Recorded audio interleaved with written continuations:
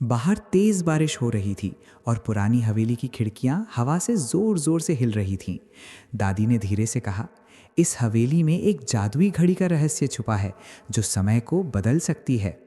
इतना कहते ही ऊपर से किसी पुरानी घड़ी की टिक टिक की आवाज़ सुनाई देने लगी, जो अब तक कभी नहीं चली थी। आरव और मीरा ने एक दूसरे की तरफ देखा, जैसे कोई अदृश्य राज उन्हें बुला रहा हो। अचानक सीढ़ियों की रेलिंग पर एक छोटी सी गिलहरी कूद कर आई, जिसकी पूंछ हल्की हल्की सुनहरी रोशनी से चमक रही थी। गिलहरी ने मुस्कुराकर कहा, डरो मत बच्चों, मैं टिमटिम हूँ, जादुई घड़ी का रक्षक। टिमटिम ने फुसफुसाकर कहा, आज रात घड़ी वाला जागा है।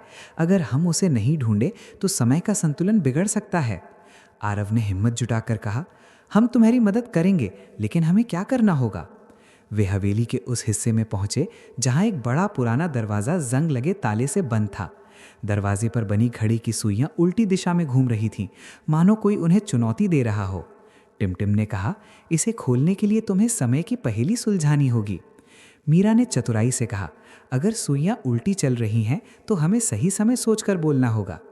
दरवाज़ा चर्र चर्र की आवाज़ के साथ खुला और अंदर एक कमरा था जहां सैकड़ों घड़ियां हवा में तैर रही थीं। हर एक घड़ी अलग रंग की रोशनी फैला रही थी, जैसे हर एक में अलग याद छुपी हो। जैसे ही आरव ने एक सुनहरी घड़ी को छुआ, उसके सामने दादी की बचपन की झलक दिखाई देने लगी।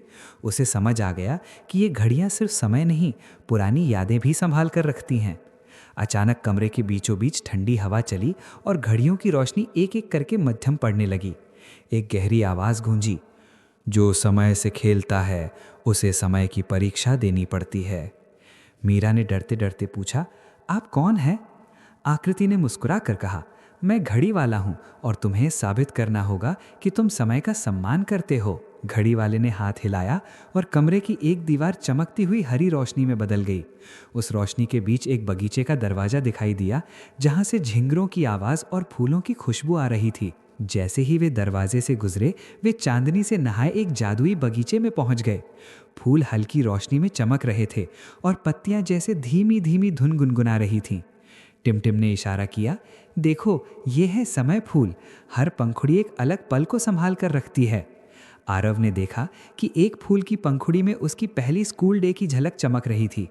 घड़ी वाले की आवाज़ गूंजी, जो समय की कद्र करते हैं उन्हें अपनी सबसे कीमती याद चुननी होती है।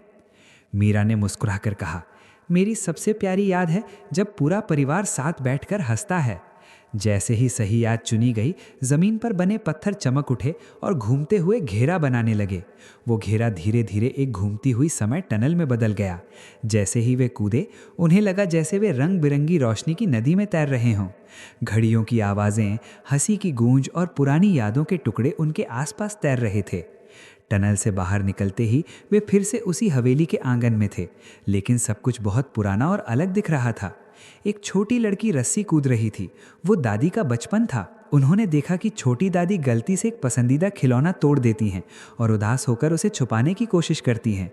मीरा ने धीरे से कहा, तो दादी भी हम जैसी ही थी, गलतियां करती थीं पर सीखती भी थीं। आरव का दिल पिघल गया।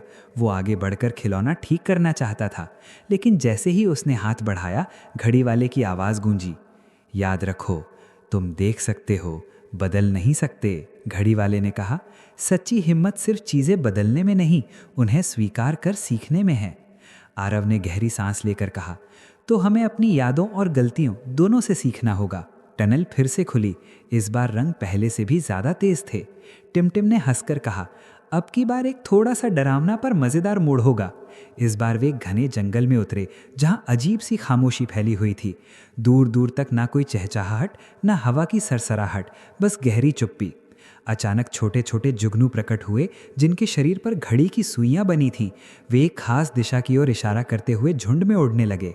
एक पेड़ की जड़ें ऐसे फैली थीं जैसे कोई बड़ा राक्षस सो रहा हो, और मीरा घबरा गई। आरव ने उसका हाथ पकड़ा और कहा, डर लगता है तो साथ चलेंगे, ठीक है? जंगल के बीचों बीच एक ऊंचा टावल खड़ा था, जिसकी चोटी पर एक विशाल घंटी लटकी थी। टिमटिम ने कहा, यह समय घंटी है, इसे सही समय पर बजाना ही तुम्हारी अगली परीक्षा है। टावर के अंदर गोल गोल घुमावदार सीढ़ियां थीं जो ऊपर अंधेरों में खो जाती थीं। हर कुछ कदम पर एक पुरानी घड़ी लगी थी जो अलग अलग समय दिखा रही थी। अचानक एक घड़ी तेज आवाज से बजने लगी और सीढ़ियां पल भर को गायब होकर फिर बदल गईं।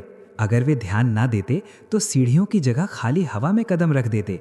टिमटिम ने कहा, अब से एक एक कदम सोच कर रखना होगा, वरना समय हमें बेवक्त गिरा देगा। आरव ने प्लान बनाया। मीरा घड़ियां देखेगी, मैं रास्ता और टिमटिम चेतावनी देगा।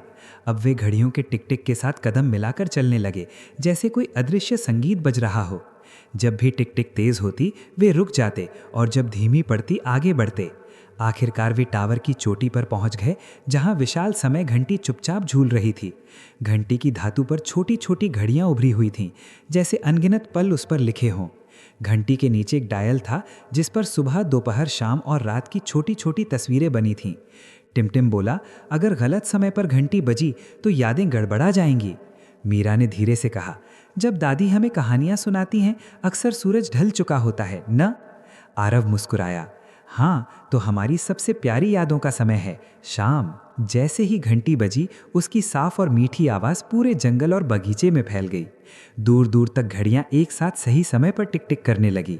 घंटी की गूंज थमते ही घड़ी वाला उनके सामने एक साधारण बूढ़े कारीगर के रूप में खड़ा था। उसकी आंखों में हल्की नमी थी, मानो वो बहुत दिनों बाद सच में मुस्कुरा पाया हो। वो बोला, कई साल पहले मैंने समय को अपने काम का गुलाम समझ लिया था और मेरी ही गलती से इस हवेली की घड़ियां बिखर गईं। जब तुम्हारी दादी छोटी थी मैंने उसकी यादों को बचाने की कोशिश में अपना शरीर खोकर ये घड़ी वाला रूप ले लिया। मीरा ने धीमे से कहा, तो आप अपनी गलती सुधारने के लिए इतने साल अकेले रहे? आरव बोला, अब आप अकेले नहीं हैं, हम और दादी हैं ना? घड़ी वाले ने कहा, अब समय ठीक है, अब तुम्हें अपने समय अपनी दादी के पास लौटना चाहिए। बगीचा, जंगल और टावर सब मिलकर एक चमकती घड़ी के डायल में सिमटने लगे। पल भर में वे फिर से उसी ड्राइंग रूम में थे जहां से कहानी शुरू हुई थी। दादी अभी भी कुर्सी पर बैठी थीं, जैसे उनके लिए तो कोई समय बीता ही ना हो। दादी ने मुस्कुराकर कहा, पता है, बचपन में घड़ी वाले ने मेरी एक खास याद बचाई थी। आरव और मीरा ने चौंक कर एक दूसरे की तरफ देखा, लेकिन कुछ नहीं कहा, बस हल्का सा मुस्कुरा दिया। रात गहरी हो चुकी थी, लेकिन बच्चों के दिल में अब डर नहीं, सिर्फ कृतज्ञता और हिम्मत थी। उन्होंने सोचा, जादू केवल घड़ियों में नहीं, हमारे हर पल, हर याद में छुपा है।